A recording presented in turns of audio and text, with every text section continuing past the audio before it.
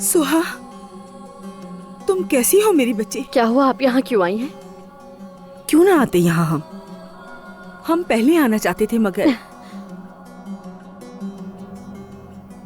हंस क्यों रही हो? मैं तुम्हारी माँ हूँ, हमेशा तुम्हारे साथ हूँ। वाकई?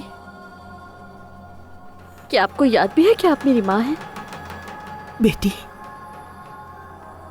जब मैं अस्पताल में अकेले मुर्दा बच्चे को जन्म दे रही थी तो उस वक्त कहाँ थी आप?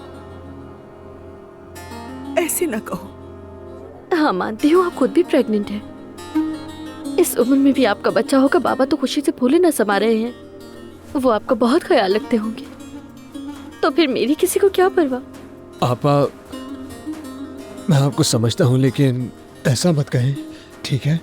तुम्हारा मुझे समझना मुमकिन ही नहीं है भाई, क्योंकि तुम एक लड़के पैदा हुए हो लतीफ। वहीं से हमारे रास्ते अलग हो गए।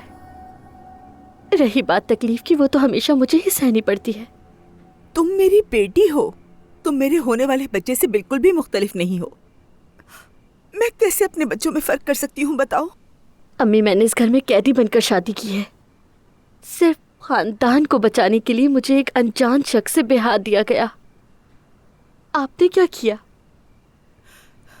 याद है मैंने तुमसे कहा था कि तुम घर से मत जाओ, लेकिन तुमने नहीं सुना कहा ही था। नहीं। इन अल्फाज को मैंने कभी दिल से महसूस नहीं किया, बल्कि आप सब खुश थे कि मैंने शादी कबूल कर ली, मुझे कुर्बान कर दिया और सारा दमीर खान खानदान सुकून का सांस लेने लगा। खुदा के लिए ऐसे मत बोलो। मैंने फोन किया था आपको, कहा था आज मेरी हालत ठीक नहीं है। आप कहाँ थी?